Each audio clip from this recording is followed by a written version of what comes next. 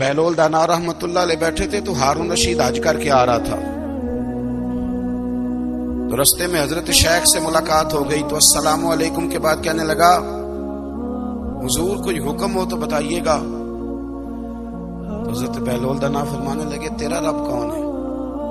اس نے کہا اللہ۔ تو فرمایا میرا کون ہے؟ کہا اللہ۔ فرمانے لگے تو بڑا ہی بیوقوف ہے، کیا تو یہ سمجھتا ہے کہ رب ہارون رشید کو تو دے گا اور بہلول دانا کو بھول جائے گا؟ تیرا بھی وہی رب ہے، میرا بھی وہی رب ہے۔ اس نے اگر تجھے دے کے آزمایا ہے تو ہو سکتا ہے مجھے نہ دے کے آزما رہا ہو۔ جب اس کی حکمت کے تقاضے ہوں گے تو عطا کرے گا اور دے گا، تو جا اپنا کام کر۔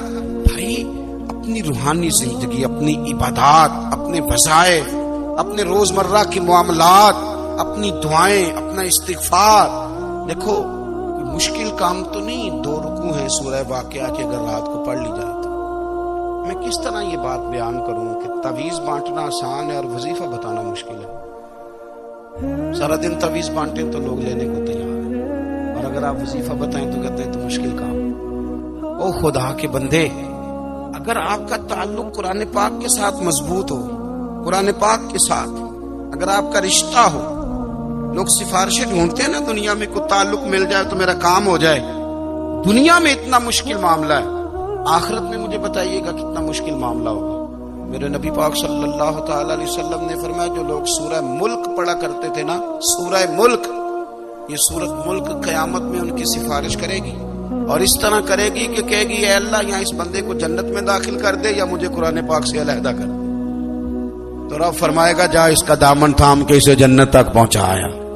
آپ بات کو سمجھیں، جب آپ کے تعلقات اپنے معاملات کے ساتھ مضبوط ہوں گے، یہ نبی کریم نے وعدہ کیا ہے کہ تو سورۃ واقعہ پڑھ تیرے گھر میں فاقہ نہیں آئے گا۔ حضرت عبداللہ ابن مسعود رضی اللہ تعالیٰ عنہ بیمار تھے تو حضرت عثمان غنی رضی اللہ تعالیٰ عنہ تیمارداری کے لیے تشریف لے گئے اور جا کر کے کہا کہ آپ بڑے بیمار ہیں، آپ کی بیٹیاں زیادہ ہیں، میں چاہتا ہوں کہ خزانے میں سے کچھ مدد کروں۔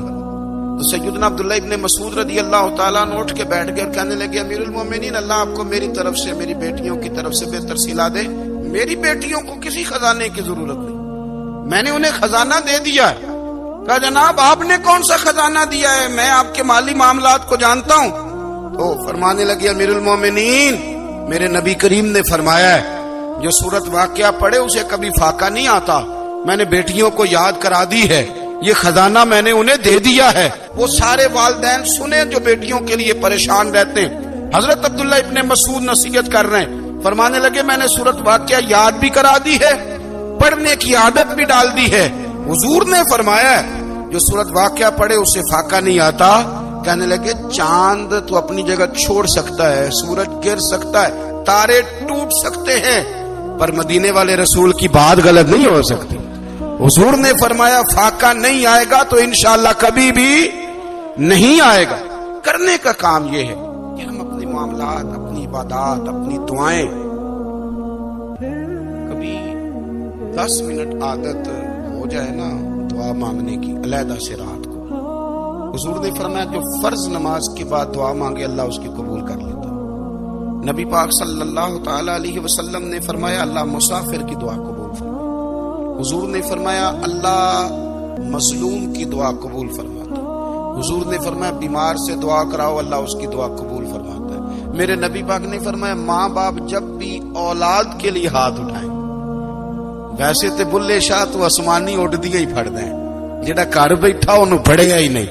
حضور فرمانے لگے ماں باپ جب بھی اولاد کے لیے دعا فرمائیں اللہ ان کی دعا کو قبول کرتا ہے۔ آپ اپنا تعلق بنائیں، دعا کے ساتھ، عبادت کے ساتھ، مصلی کے ساتھ رشتہ بنائیں، استغفار پڑھیں۔ صلاح الدین ایوبی صلیبی جنگوں میں تھے، رات کو مسجد اقصی میں نماز پڑھی تو پریشان تھے۔ ایک بزرگ سے ملاقات ہوئی تو وہ کہنے لگے کہ آپ بڑے پریشان ہیں۔ کہنے لگے حضور پریشان اس لیے ہوں کہ پہلے ہی مسلمان کمزور ہے، اب میں نے سنا ہے دشمن کا ایک بحری بیڑا وہ جنگی سامان سے بھرا ہوا آ رہا ہے، اب ان کے پاس اور تلواریں اور نیزے آ جائیں گے، مسلمانوں کے پاس پہلے ہی وسائل کی کمی ہے، پریشان ہو کس طرح کر کے مقابلہ کریں گے۔ یہ بات کہتے ہی صلاح الدین ایوبی نے بزرگوں سے کہا حضور آپ بھی دعا کرنا، دعا کی بڑی طاقت ہے۔ میرے نبی پاک نے فرمایا دعا مومن کا ہتھیار ہے، دعا مومن کا حضور نے فرمایا تقدیر کو سوائے دعا کے کوئی چیز نہیں بدل سکتی۔ دعا مومن کا ہتھیار ہے، یہ کافر کے پاس کوئی نہیں، یہ ہتھیار ہے مومن کا۔ اللہ کرے آپ کو سمجھ آئے، پھر سنے، کئی بار کہہ چکا ہوں، یہ ہتھیار ہے۔ کافر کے مقابلے میں جو تیرے پاس سب سے بڑا ہتھیار ہے وہ دعا ہے۔ دعائیں کرانی چھوڑ دی، کرنی چھوڑ دی، لینی چھوڑ دی۔ حضرت سیدنا انس بن مالک رضی اللہ تعالیٰ عنہ فرمایا کرتے تھے میں نے وہ رنگ دیکھا ہے جب حضور دعا مانگتے تھے اور حضور کی مقدس آنکھوں میں آنسو بھی ساتھ ہی بہا کرتے تھے، میں نے وہ انداز دیکھا ہے۔ تو صلاح الدین ایوبی بزرگ سے کہنے لگے آپ بھی دعا کیجیے، اور خود رونے لگے اور سر سجدے میں رکھ کے رونے لگے، اور عشاء سے لے کر فجر تک روئے، خوب روئے۔ صبح وہ بزرگ آئے، صلاح الدین ایوبی کا خوبصورت اور ہنستا ہوا چہرہ دیکھا، کہنے لگے آپ بڑے خوش ہیں، رات تو میں نے بڑے روتے ہوئے دیکھا تھا۔ تو کہنے لگے حضور وہ جو بحری بیڑا آ رہا تھا نا وہ پانی میں ڈوب گیا ہے، اب وہ نہیں آ رہا، ابھی خبر آئی ہے تو میں بڑا خوش ہوں۔ حضور کہنے لگے اٹھ سینے سے لگ، اور سن ایک بات، وہ بحری بیڑا پانی میں نہیں ڈوبا، وہ تیرے آنسوؤں میں ڈوب گیا ہے۔ وہ جو تو رات رویا ہے نا رب کریم کی بارگاہ میں، تو وہ ڈوب گیا ہے۔ بھائی اپنا مصلی کا، عبادت کا، وظائف کا، اللہ کا سلسلہ اس کو مضبوط کرے، اپنی دعاؤں کے تعلق کو مضبوط کرے۔ دعائیں بڑے انقلاب برپا کر دیتی ہیں۔ ہم تھوڑے نا جب سے خشک ہوئے ہیں نا، خشک، اور میری تو جماعت ہی صوفیاء کی جماعت تھی، ہم تو داتا علی اجمیری کی جماعت سے، ہم تو خواجہ اجمیری کی جماعت سے، ہم تو شیخ احمد فاروق سرہندی کی جماعت سے، ہم تو صوفیاء کی جماعت۔ ہماری جماعت نے بھی وہ تعلق جو ہمارے بزرگوں نے بنایا تھا۔ بزرگ اللہ کے قریب کیسے جاتا ہے؟ ہمارے یہاں نا بہت سارے لوگ کہتے ہیں جی نظر ہو گئی تو کام ہو گیا۔ بھئی جو بخاری مسلم میں طریقہ ہے نا اللہ کا قرب پانے کا، وہ تو نفل ہے۔ نبی کریم علیہ السلام نے فرمایا بندہ نفلوں کے ذریعے رب کے قریب جاتا ہے، اور اتنا قریب جاتا ہے کہ پھر اللہ اس کی زبان بن جاتا ہے، اللہ اس کی آنکھیں بن جاتا ہے، کان بن جاتا ہے، ہاتھ اور پیر بن جاتا ہے۔ تو یہ تو عبادت ہے، یہ تو اللہ کی بارگاہ کی حاضری ہے جو آپ کو اللہ کے قریب کرے گی۔ عبادت کے معاملے میں سستی کرتے ہیں، عمل کے مسئلے میں کمزور ہو جاتے ہیں۔ تسبیحات کرنا، وظائف پڑھنا، درود و سلام پڑھنا، کم بولنا، سچی بات کرنا، صبر سے رہنا، شکر کو اپنانا، قناعت اختیار کرنا، حسد، بغض، عداوت سے بچنا، یہ لوگوں کے لیے مشکل ہو جاتا ہے۔ پھر اس کا نقصان یہ ہے کہ معاشرہ ایک عجیب سی بے سکونی اور بے قراری کا شکار ہے۔ جیب میں بہت زیادہ پیسے رکھنے والا، خوش شکل نظر آنے والا، پیٹ بھر کے روٹی کھانے والا شخص بھی ڈھونڈتا پھرتا ہے کہ آخر میں پریشان ہوں کیوں۔ آپ انسانیت کی تاریخ پڑھیں گے تو آپ کو معلوم ہوگا کہ انسان نے کبھی پتھر کی پوجا کی، کبھی معاذ اللہ چاند سورج کی، درختوں کی، بتوں کی پوجا کی۔ معاذ اللہ یہ غلط ڈائریکشن پہ تو چڑھ گیا، لیکن ایسا نہیں ہے کہ کوئی بندہ دنیا میں آیا ہو اور کسی کی اس نے عبادت نہ کی ہو۔ اس لیے کہ اللہ تبارک و تعالیٰ نے جس طرح ہمارے جسم میں کھانے کی طلب رکھی ہے، پینے کی طلب رکھی ہے، سونے کی طلب رکھی ہے، اسی طرح اللہ تعالیٰ نے عبادت کے لیے طلب رکھی ہے جسم میں۔ یہ تو ہوا کہ انسان گمراہ ہو گیا، غلط رستوں پہ چل نکلا، اس نے جھوٹے معبودوں کی طرف معاذ اللہ توجہ کر لی، لیکن وہ کسی نہ کسی کے سامنے جھکتا رہا، کیونکہ اس کے وجود میں طلب تھی، شوق تھا اسے کہ وہ عبادت کرے۔ اللہ تبارک و تعالی جب مسلمان کو توفیق دے اور اللہ کی بارگاہ کی جانب وہ رجوع کرے تو پھر اس کا رویہ یہ ہونا چاہیے کہ اس کی توجہ توجہ ہو اللہ کی جانب۔ ہمارے ہاں تسبیحات پڑھ لی جاتی ہیں اگر کبھی موقع ملے، لیکن وہ خاص انہماک، وہ خاص شوق، وہ خاص ذوق اللہ تبارک و تعالیٰ کی عبادت کا، ایک ہوتا ہے نماز پڑھنا، ایک ہوتا ہے اہتمام کے ساتھ نماز پڑھنا، یعنی ذرا وقت پہ اٹھنا، ذرا صحیح کر کے وضو کرنا، ذرا شوق سے مصلی بچھانا۔ ایک ہوتا ہے تسبیح پڑھ لینا، اور ایک ہوتا ہے ذرا تھوڑا سا نا شوق کے ساتھ اللہ کو یاد کرنا۔ آپ کبھی جو میں نے آیہ کریمہ پڑھی اس کی آپ شان نزول دیکھیں، نبی کریم صلی اللہ تعالی علیہ وسلم کے نا کچھ صحابہ اللہ کی محبت کے شوق میں حضور کی بارگاہ میں حاضر ہوئے، اور انہوں نے آ کے عرض پتہ کیا کیا، عرض کرنے لگے یا رسول اللہ صلی اللہ تعالی علیہ وسلم سالوں بیت گئے ہیں سجدے کرتے ہوئے، حضور سالوں بیت گئے ہیں تسبیح پڑھتے ہوئے، سالوں بیت گئے کہتے ہوئے کہ سبحان اللہ وہ پاک ہے، ہمیں سالوں بیت گئے یہ کہتے ہوئے کہ اللہ اکبر وہی سب سے بڑا ہے، سالوں بیت گئے کہتے ہوئے کہ الحمدللہ ساری تعریفیں اللہ کے لیے، سالوں بیت گئے اس کی تسبیح کرتے، تحلیل کرتے، تکبیر کہتے، حضور اب نہ ہمارا اپنے رب سے ملنے کو جی چاہتا ہے، کبھی اے حقیقت منتظر نظر آنا لباس مجاز میں، لاکھوں سجدے تڑپ رہے ہیں میری جبین نیاز میں، اور اقبال کہنے لگے کہ تیرے عشق کی انتہا چاہتا ہوں، تو میری سادگی دیکھ کیا چاہتا ہوں، میرا ذرا سا تو دل ہے مگر شوق اتنا، میں وہی لن ترانی سنا چاہتا ہوں، میرا بھی دل کرتا ہے کہ اللہ میں تجھے کہوں میں تجھے دیکھنا چاہتا ہوں جس طرح حضرت موسیٰ کلیم علیہ السلام نے کہا تھا، اور تو مجھے کہے کہ لن ترانی تو نہیں دیکھ سکتا، ذرا سا تو دل ہے مگر شوق اتنا، میں بھی وہی لن ترانی سنا چاہتا ہوں۔ پھر کہنے لگے بھری بزم میں راز کی بات کہہ دی، بڑا بے ادب ہوں سزا چاہتا ہوں، دیکھو سب لوگوں کے بیچ ہی میں نے یہ کہہ دیا۔ میرے عزیز صحابہ نا شوق میں، کتنے سارے لوگ ہیں آپ، کتنی ماشاءاللہ بڑی تعداد میں آپ آئے، ہم بھی کبھی اس شوق میں گئے ہیں کہ ہمارے رب کو دیکھنے کو دل چاہتا ہے، ہمارا جی چاہے وہ کبھی ہمیں ملے، ہم کبھی اس کی زیارت کریں، اس کی بارگاہ کرم میں ہم حاضر ہوں۔ صحابہ نے عرض کیا یا رسول اللہ صلی اللہ تعالی وسلم ہمارا رب کہاں ہے، ہمارا نا اپنے رب کو دیکھنے کو جی چاہتا ہے۔ جب صحابہ نے یہ عرض کیا تو اللہ نے قرآن مجید نازل کیا، فرمایا وَإِذَا سَأَلَكَ عِبَادِي أَنِّي فَإِنِّي قَرِيبٌ، محبوب جب میرے بندے آپ کی بارگاہ میں آ کے میرے بارے میں پوچھے نا تو ان سے کہہ دینا میں ان کے قریب ہی ہوں، قریب ہی ہوں۔ دلیل کیا ہے؟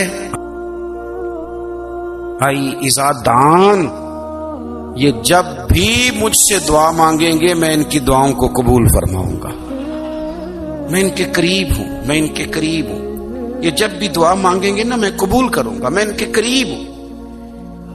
اللہ تبارک و تعالیٰ کے بندے اللہ سے محبت کرتے، رب کی بارگاہ میں جھکتے، اس کو اپنے دکھ سناتے، اس کے پیارے محبوب صلی اللہ تعالی علیہ وسلم کا وسیلہ لے کے اس کے حضور حاضر ہو جاتے، پیشانیاں سجدوں سے روشن ہوتی۔ ہم نا ہر چیز کے لیے وقت نکالتے ہیں، ہر چیز کے لیے، لیکن عبادت کے لیے وقت نہیں نکالتے۔ ہر شے آباد ہے، ہر شے، ہماری فیس بک بھی آباد ہے، واٹس ایپ بھی آباد ہے، ہمارے ٹویٹر بھی آباد ہیں، ہماری ہر چیز آباد ہے، سب سے کم آباد ہمارا مصلی رہ گیا ہے، سب سے کم۔ وہ لوگ اب ڈھونڈنے سے ملتے ہیں جن کی بغل میں مصلی ہوتا تھا۔ میرے بھائی آپ کتنا کو دنیا کے پیچھے بھاگو گے تھکا دے گی، کتنا دولت کے پیچھے بھاگو گے تھکا دے گی۔ آپ جب اپنی زندگی میں جمع تفریق کرو گے نا تو مرتے وقت احساس ہوگا کہ سارا کچھ تو لوگوں کے لیے کیا، اپنے لیے تو کر ہی کچھ نہیں سکے۔ اور ہم عبادت کے معاملے میں بہانے بازی بھی کرتے ہیں۔ سیدہ پاک فرماتی ہیں او میرے نبی کے غلاموں، میں نے یہ رنگ بھی دیکھا ہے، کہ حضور نے اتنا کھڑے رہے، اتنا قیام کیا کہ مقدس پیروں میں ورم آ گئے، سوج گئے پیر، اتنے بڑے۔ دل پہ ہاتھ رکھ کے نہیں بتا سکتا کہ میرے کبھی نماز میں پیر سوج گئے، کوئی نہیں بتا سکتا۔ بچوں کی روٹی کماتے تھک گئے، بات الگ ہے، ہم سیر کرنے گئے تو تھک گئے، بات الگ ہے، لیکن عبادت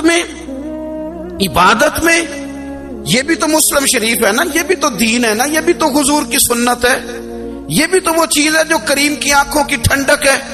سیدہ فرماتی ہیں پیروں میں ورم آ گئے، اور ساری رات ہی حضور نے نماز پڑھی اور ایک ہی آیت بار بار دہرائی۔ مسجد نبوی میں بلال حبشی نے فجر کی اذان دے دی اور حضور ابھی مصلی پہ تھے، کریم فارغ ہوئے۔ میں نے عرض کی یا رسول اللہ صلی اللہ علیہ وسلم، آپ کے تو صدقے اللہ اگلے پچھلوں کے گناہ معاف کرے گا، تو آپ اتنی آہوزاری کیوں فرماتے ہیں؟ آپ تو شفیع ہیں، آپ تو انبیاء کے امام ہیں۔ تو حضور نے فرمایا عائشہ تم نے گنوایا ہے نا میرے اللہ کی مجھ پر کتنی رحمت ہے، افلا اکون عبدا شکورا، فرمایا اگر اس نے اتنی نعمتیں دی ہیں تو کیا میں اس کا شکر گزار بندہ نہ بنوں؟ میں شکر گزار بندہ نہ بنوں اس کا؟ پھر اگر اتنی نعمتیں اس نے دی ہیں، مجھے اتنا نوازا ہے، تو پھر میں اس کے سامنے سجدے نہ کروں؟ او میرے بھائی، بڑے قابل فخر لوگ ہیں ہم کہ ہم نبی پاک کے غلام ہیں، ہم قابل فخر ہیں کہ نبی کریم کے غلام ہیں۔ کیا کبھی اس غلامی کے شکرانے میں بھی 2 نفل پڑھے؟ یا اللہ تیرا شکر ہے تو نے ہمیں حضور کا غلام بنایا ہے۔ یاد رکھیں کہ اپنی روحانی زندگی کو آباد کریں، استغفار پڑھیں، تسبیحات کریں۔ حضرت عبداللہ ابن عمر رضی اللہ تعالیٰ عنہ حضرت عمر کے صاحبزادے، مکہ مکرمہ میں ان کی قبر ہے۔ میں نے جب انہیں پڑھا تو مجھے ان سے بڑا پیار ہو گیا، لیکن آپ کو پتہ ہے وہاں جا کے کسی شخص کا مزار تلاش کرنا یا پوچھنا ایک مشکل کام ہوتا ہے۔ ایک دفعہ میں مکہ شریف میں حاضر تھا، ایک گاڑی والا ڈرائیور مجھے کہنے لگا کہ مولانا میں آپ کو جانتا ہوں، مجھے آپ سے محبت ہے، ایک بات بتاؤں آپ کو؟ میں نے کہا بتاؤ۔ کہنے لگے حضرت عبداللہ ابن عمر کی قبر دیکھنی ہے۔ میں نے کہا یہ تو نہیں کہہ رہا، یہ کسی نے بندوبست کرایا ہے، یہ اللہ نے تیرے دل میں بات ڈالی ہے کہ ہو گیا تو لے چل مجھے۔ حضرت عبداللہ ابن عمر کو نبی پاک نے فرمایا تھا راجل صالح، یہ نیک بندہ ہے، یہ متقی آدمی۔ حضرت عبداللہ ابن عمر رضی اللہ تعالیٰ عنہ سیدنا فاروق اعظم رضی اللہ تعالیٰ عنہ کے صاحبزادے ہیں، اور ان کی ہمشیرہ سیدہ حفصہ رضی اللہ تعالیٰ عنہ حضور کی زوجہ محترمہ ہے۔ ایک دن اپنی ہمشیرہ سے کہنے لگے کہ نبی کریم صلی اللہ تعالیٰ علیہ وسلم گھر میں آئے نا، اور اگر حضور غم امت میں پریشان نہ ہوں، طبیعت کو حشاش بشاش دیکھو، تو ذرا پوچھنا تو صحیح حضور کا میرے بارے میں کیا خیال ہے، پوچھنا تو صحیح کہ کریم کی بارگاہ میں میرا کیا مقام ہے، میرے بارے میں حضور کیا فرماتے ہیں۔ اب بہن کو کام بتائے اور بتائے بھی بھائی، اور پھر بہن وہ کام نہ کرے، یہ تاریخ میں ہوتا نہیں۔ حضرت عمر فاروق رضی اللہ تعالیٰ عنہ کی صاحبزادی ام المومنین رضی اللہ تعالیٰ عنہ فرماتی ہیں کہ میں تو بس منتظر تھی، انہوں نے تو کہا تھا نا کہ اگر تم حشاش بشاش دیکھو تو بات کرنا، لیکن حضور تشریف لائے، میری باری تھی، میرے گھر تشریف لائے، کھانا پیش کیا تو فوراً میں نے عرض کی حضور ایک بات پوچھنی تھی۔ حضور نے فرمایا پوچھئے۔ میں نے عرض کی حضور میرے بھائی عبداللہ ابن عمر کے بارے میں آپ کا کیا خیال ہے؟ نوجوانوں میری بات پہ غور کرنا، میرے بھائی کے بارے میں آپ کا کیا خیال ہے؟ تو نبی کریم صلی اللہ تعالی علیہ وآلہ وسلم نے میری طرف دیکھا اور پھر حضور زیر لب تھوڑا مسکرائے، اور بریلی کے امام کہتے ہیں کہ حضور مسکرا دیتے تھے نا تو جو بڑا دکھی ہوتا تھا وہ بھی ہنس پڑتا تھا۔ اب سوال پیدا ہوتا تھا کہ پھر تو اس مسکراہٹ کے لیے انتظار کرنا پڑتا ہوگا کئی مہینے کہ حضور مسکرائیں تو رونے والے ہنسیں، تو اعلیٰ حضرت فرماتے نہیں، انتظار نہیں کرنا پڑتا، یہ مسکراتے رہنا تو حضور کی عادت ہے۔ جس کی تسکین سے روتے ہوئے ہنس پڑے، اس تبسم کی عادت پہ لاکھوں سلام۔ یعنی یہ تو عادت ہے حضور کی مسکراتے رہنا، اس کے لیے انتظار نہیں کرنا پڑتا۔ بھائیو آپ خیال رکھیں گے، غور کریں گے، حضرت عبداللہ ابن عمر رضی اللہ تعالیٰ عنہ کے بارے میں پوچھا تو سیدہ فرماتی ہیں کہ نبی کریم صلی اللہ تعالی علیہ وسلم نہ زیر لب مسکرائے اور فرمایا حفصہ تیرا بھائی ہے تو اچھا، لیکن میں نے سنا ہے کہ عشاء کی نماز پڑھتا ہے تو فجر تک سویا ہی رہتا ہے۔ او نوجوانوں، 10 بجے تک سونے کی بات نہیں ہوئی، 9 بجے تک سونے کی بات نہیں ہوئی، 11 بجے اٹھنے کی بات نہیں۔ حضور فرمانے لگے میں نے سنا ہے کہ عشاء کی نماز پڑھ کے سو جاتا ہے اور فجر تک سویا ہی رہتا ہے، اسے چاہیے کہ تہجد کے وقت اٹھا کرے، اللہ کی بارگاہ میں حاضر ہوا کرے، آہوزاری کرے، سجدے کرے، عبادت کرے، اٹھتا ہے اور فجر میں جا کے اٹھتا ہے۔ حضرت جناب حفصہ رضی اللہ تعالیٰ عنہ کہتی ہے میں نے جناب عبداللہ ابن عمر کو پیغام دیا اور میں نے کہا میرے جوان بھائی سن، نبی پاک نے فرمایا ہے تو اچھا پر تہجد میں نہیں اٹھتا، نفل نہیں پڑھتا۔ او میری ملت کے جوانوں، مزہ نہیں آ جاتا جب ساری دنیا سوئی ہو، ساری دنیا، اور بستر بھی گرم ہو اور نیند بھی پورا غلبہ کر رہی ہو، اور اچانک گھنٹی بجے دماغ میں، آنکھ کھلے، گھڑی پہ نظر پڑے، 3:30 4 بجے کا پیغام گھڑی بتائے، اور کوئی چڑھتی جوانی والا اٹھ کے وضو کرے، اور جب وہ مصلی کھول کے بچھائے تو مدینے والے محبوب کہتے ہیں کہ ہر نماز پہ رب ثواب دیتا ہے، اور جو اٹھ کے تہجد کی نماز پڑھے اسے دیکھ کے تو رب مسکراتا ہے، جو اس کی شان کے لائق ہے، جو اس کی شان کے لائق، وہ مسکراتا ہے، خوش ہوتا ہے کہ میرا بندہ تہجد میں اٹھ گیا، وہ مسکراتا ہے۔ کاش ہماری صبحیں کبھی اپنے مالک کے نام ہو جائیں۔